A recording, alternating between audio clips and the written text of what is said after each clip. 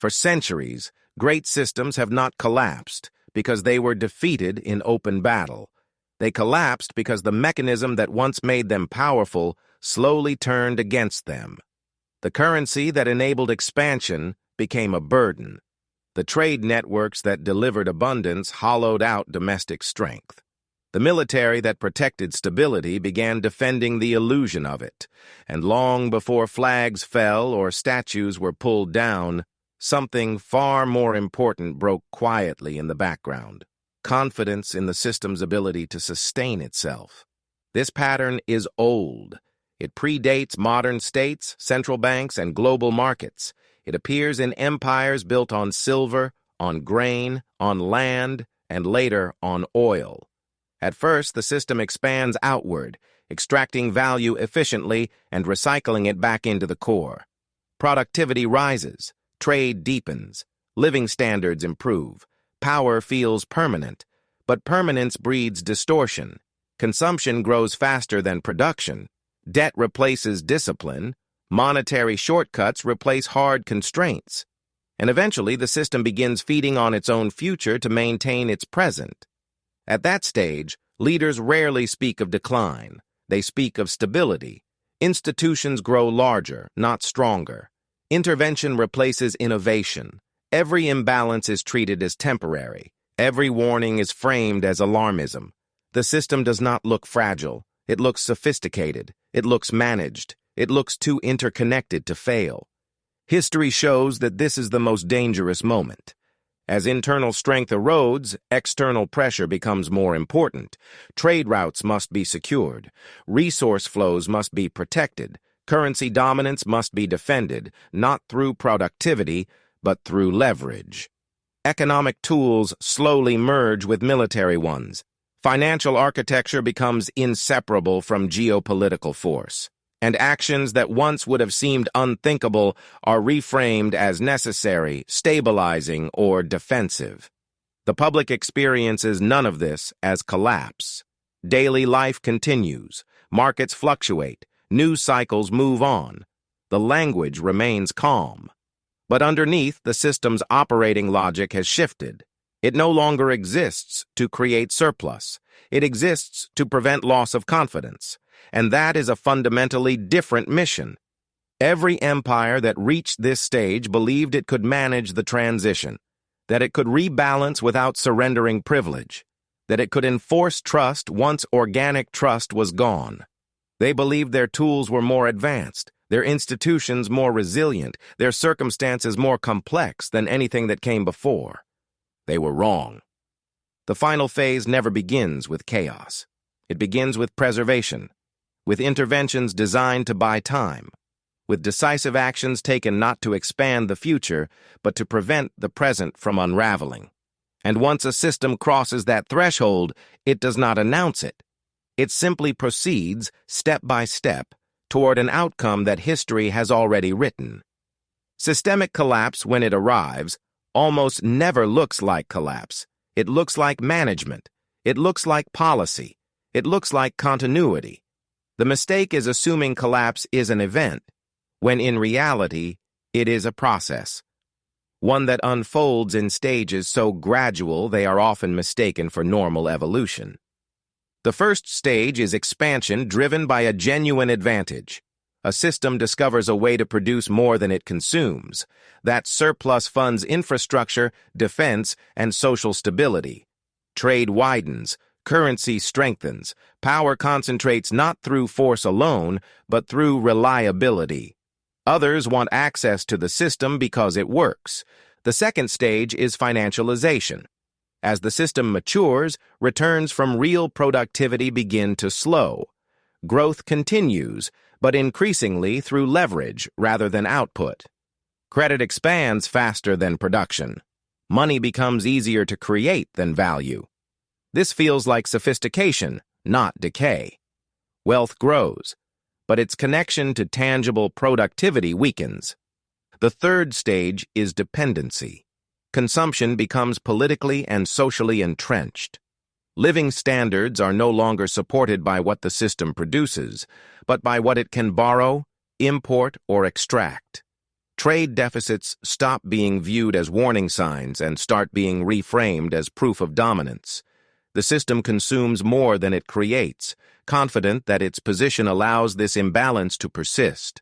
The fourth stage is distortion. Incentives break. Capital flows toward speculation instead of innovation. Institutions optimize for stability rather than resilience. Policies are designed to protect asset values, not productive capacity. Inefficiencies are no longer corrected, they are subsidized. The system still functions, but it functions in a way that increasingly benefits preservation over progress. The fifth stage is enforcement. Confidence no longer rests on fundamentals, so it must be maintained through structure and pressure. Monetary dominance is defended through policy coordination. Trade is influenced through sanctions, access, and exclusions. Military and financial power begin to overlap openly. Stability becomes something that must be maintained, not earned. The final stage is irreversibility. At this point, adjustments that would once have restored balance now cause damage. Raising productivity takes too long. Reducing consumption creates instability. Tightening money breaks over-leveraged systems. Every path forward carries cost, and every delay increases it. The system continues not because it is healthy, but because too many structures depend on its appearance of health. This is the moment history fixates on, not because collapse is immediate, but because options quietly disappear. From the inside, it feels like endurance. From the outside, it looks like denial. And from a historical distance, it becomes clear that the outcome was decided long before the final crisis was visible. Once a system reaches this stage, its actions are no longer about growth or reform. They are about maintaining the flow of resources, confidence, and control that keep the structure upright. And that imperative has shaped the decisions of empires across centuries, regardless of ideology, geography, or technology. To see how this pattern plays out in reality, it helps to step back to a system that once believed its dominance was permanent, and learned, slowly and expensively, that it was not. Rome did not fall when its borders were breached. It fell when the internal logic that once made expansion profitable stopped working. At its height, Rome possessed an extraordinary structural advantage. Conquest brought tribute, slaves, land, and resources back to the core. Roads and ports accelerated trade. Coinage standardized exchange. Military power secured routes that funneled wealth inward. For centuries, expansion paid for itself. The empire produced more than it consumed because its growth was still rooted in real output, agriculture, engineering, and disciplined administration. But expansion has a ceiling. As Rome's borders stretched farther from the center, the cost of maintaining them rose faster than the returns they generated. New provinces were less productive. Defense became permanent rather than temporary. Legions were no longer self-financing instruments of conquest, but fixed expenses. The empire began spending more to hold what it already had than it gained by acquiring more. To bridge the gap, Rome turned inward. Currency was debased. Silver content in the denarius declined steadily, allowing the state to pay obligations without raising taxes outright. In the short term, this worked. In the long term, it distorted prices, eroded trust, and punished productive activity. Wealth increasingly flowed through the state rather than being generated by the economy beneath it. Debt followed. Obligations multiplied faster than output. Taxation became heavier and more complex, not to invest in productivity, but to sustain the existing structure. Landowners consolidated property to avoid tax burdens. Small producers disappeared. Consumption in the capital remained high, while provincial productivity stagnated. The empire still looked wealthy, but the wealth no longer refreshed itself. Social consequences followed predictably. Economic mobility declined. Military service shifted from civic duty to mercenary necessity. Loyalty was no longer cultural, it was transactional. As incentives broke, discipline followed. The system required constant intervention to function at a level that had once been automatic. Crucially, Rome did not experience a sudden collapse of activity. Trade continued, cities functioned, administration persisted. What changed was the direction of wealth flow. Value entered the system but did not remain within it. Resources were consumed, maintaining structure rather than renewing strength. The empire became excellent at extracting and redistributing, but increasingly poor at producing. By the time external pressures intensified, the outcome was already determined. Invasions did not destroy Rome's economy. They exposed its fragility. The monetary system had lost credibility. The tax base had eroded. Productivity had declined. The state could no longer respond dynamically because every response imposed further strain on an already overextended system. From within, Rome's leaders believed they were managing a complex, unprecedented challenge. From a historical distance, the pattern is unmistakable. Expansion created abundance. Abundance bred imbalance. Imbalance required intervention. Intervention weakened incentives, and weakened incentives hollowed out the system long before the political structure dissolved. Rome's mistake was not corruption or decadence alone. It was believing that control could substitute for productivity indefinitely, that wealth could be enforced once it could no longer be generated organically, that the machinery of power could outlast the economic logic that built it. The same belief would reappear centuries later in different languages under different banners, carried by systems equally confident that history no longer applied to them. By the early 20th century, Britain believed it had already learned Rome's lesson and surpassed it. Its empire was not held together by legions alone, but by finance, trade, and a currency that the world trusted implicitly. The pound sterling was not just money, it was infrastructure. It settled trade, denominated debt, and anchored global confidence. London did not need to conquer territories to extract value. Capital flowed there voluntarily. For a time, this system worked extraordinarily well.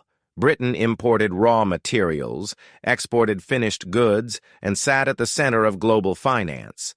The empire's advantage was not brute force, but coordination. Shipping lanes, insurance markets, and credit networks ensured that wealth passed through Britain even when it was not produced there. This reinforced the belief that dominance had become permanent, that control over finance had replaced the need for industrial primacy. But the pattern did not disappear. It simply adapted. As the 20th century progressed, Britain's productive base began to erode. Industrial competitors emerged with newer factories, cheaper labor, and fewer imperial obligations. Maintaining the empire grew more expensive. Social spending rose at home. Military commitments expanded abroad. Consumption remained high, but productivity no longer kept pace. The gap was filled with debt and financial engineering. The belief that this time is different became institutional. Sterling's role as the global reserve currency was treated as an asset that could be managed rather than earned. Gold reserves thinned. Trade deficits widened. Rather than adjusting the structure of the economy, policymakers focused on defending the currency's prestige. Interest rates were raised to attract capital. Austerity was imposed to signal discipline. The appearance of stability became more important than restoring competitiveness. The result was delay, not resolution.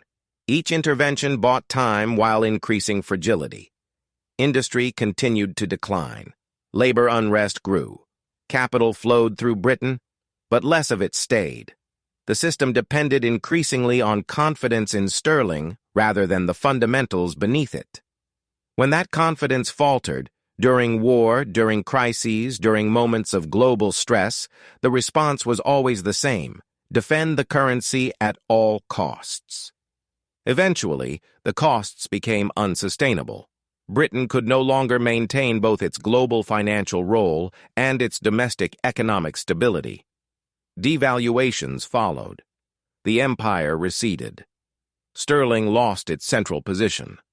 None of this happened suddenly. There was no single collapse moment. There was only a long recognition that the system's advantages no longer justified its obligations. From the inside, this felt like misfortune, compounded by global shocks.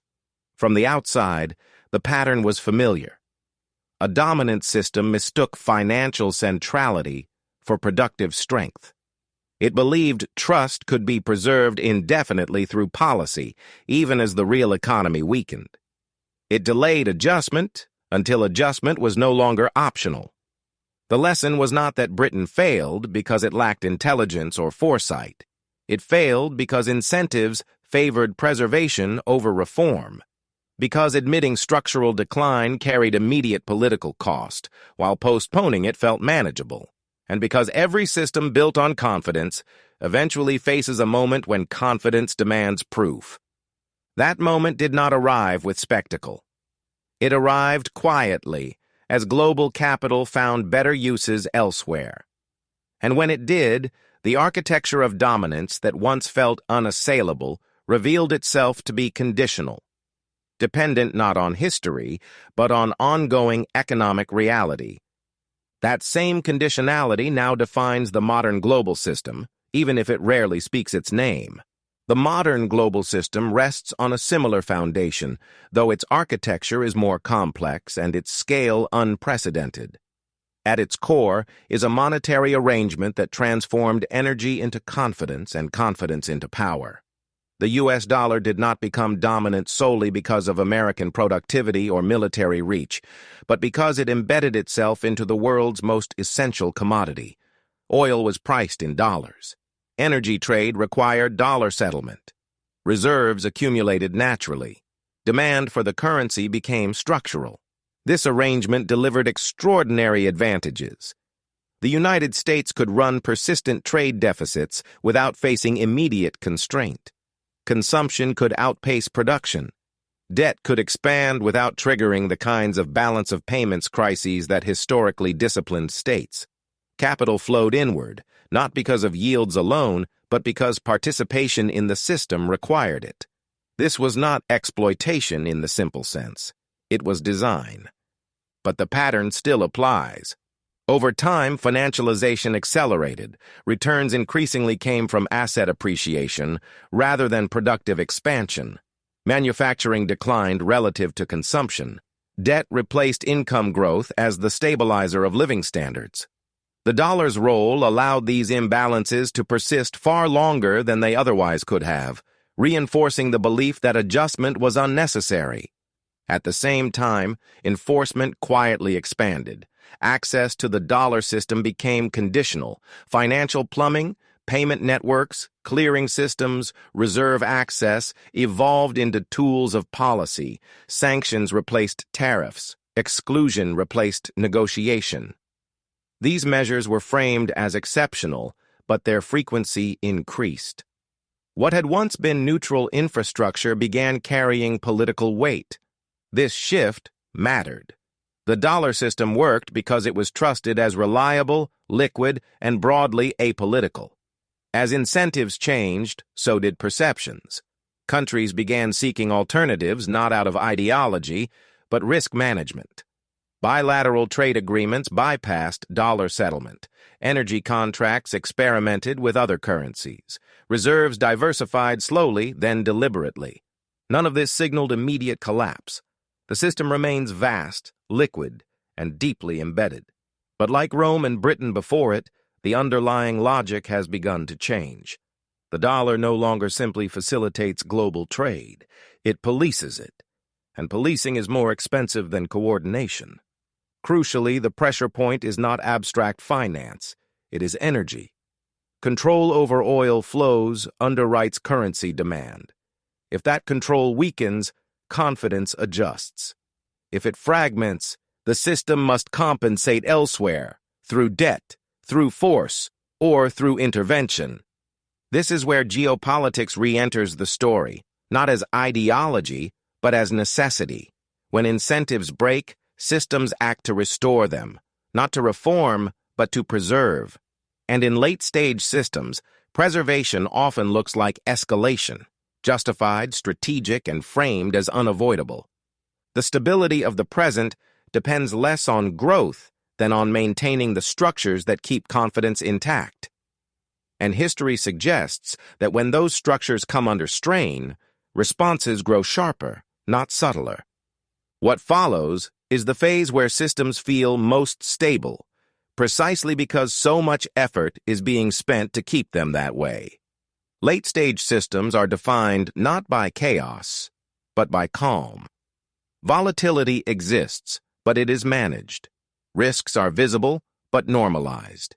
Institutions grow more assertive as outcomes grow more uncertain.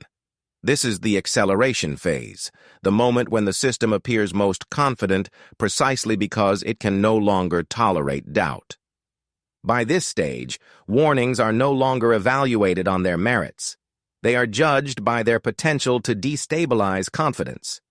Data that challenges the prevailing narrative is contextualized, delayed, or reframed.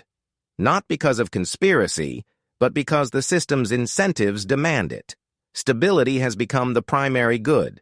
Truth becomes conditional. Risk does not disappear here. It is redistributed. Leverage moves off balance sheets. Exposure becomes opaque. Dependencies multiply quietly.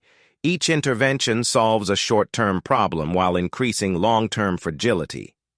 Because collapse is assumed to be unthinkable, every sign of stress is treated as evidence that intervention is working, until it isn't. This is also when institutional language changes. Actions are described as preventative, defensive, or necessary to maintain order. The vocabulary of management replaces the vocabulary of growth. Success is measured by avoided outcomes rather than achieved ones. A crisis that does not occur is taken as proof of resilience, even as the cost of prevention rises. Crucially, late-stage systems become excellent at controlling narratives and poor at correcting structure. They can suppress symptoms without curing causes. They can stabilize markets while eroding productivity. They can project strength even as internal flexibility disappears. And because the system still functions day to day, the sense of urgency never quite arrives. History shows that this is when decisive actions are most likely, not bold reforms, but forceful preservations, moves designed to secure key resources, defend strategic choke points, or reinforce critical dependencies. These actions are rarely framed as admissions of weakness. They are presented as maintenance, as continuity, as the responsible exercise of power. But the effect is acceleration. Each intervention narrows future options. Each escalation raises the cost of reversal. What could once have been adjusted through incentives must now be enforced through structure. And enforcement, once normalized, becomes difficult to unwind. From the inside, this feels like competence under pressure. From the outside, it looks like a system spending increasing energy to remain in the same place. And from history's perspective, it marks the moment when motion replaces momentum, when activity continues, but direction quietly vanishes. The final phase does not begin with collapse. It begins when preservation becomes the system's primary purpose, and the future is subordinated to maintaining the present. History does not repeat because people forget.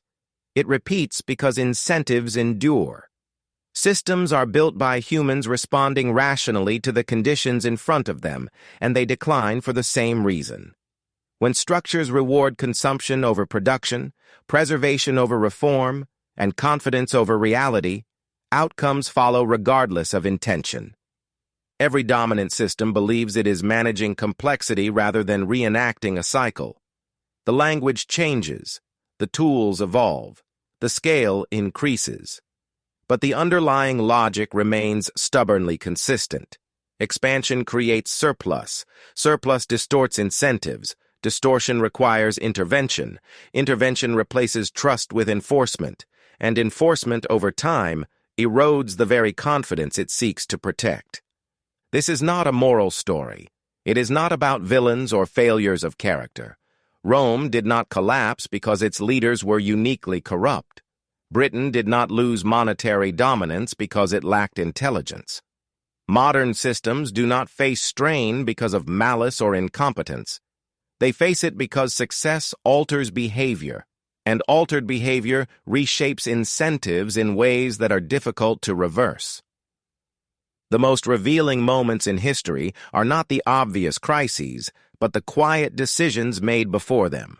The choice to delay adjustment, the choice to defend structure rather than renew function, the choice to treat warning signs as manageable rather than meaningful. These decisions are understandable. They are often rewarded in the short term, and collectively they determine long-term outcomes. What makes late-stage systems dangerous is not instability, but confidence. Confidence that tools can always be expanded, that pressure can always be applied elsewhere, that time can always be bought. And for a while, this confidence is justified. The system holds. The architecture remains standing. Life continues until it doesn't.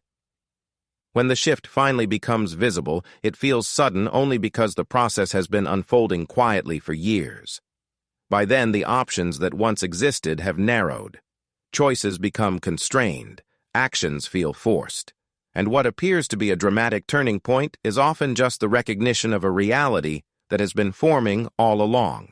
Studying these patterns does not grant immunity, but it does offer clarity.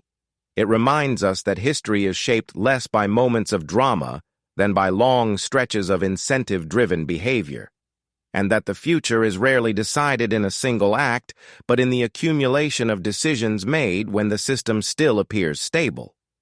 If you're watching for the first time, welcome to the Economy Club. This is where we study the forces that shape history and the patterns that quietly decide the future. Stay curious, stay grounded, and we'll see you in the next cycle.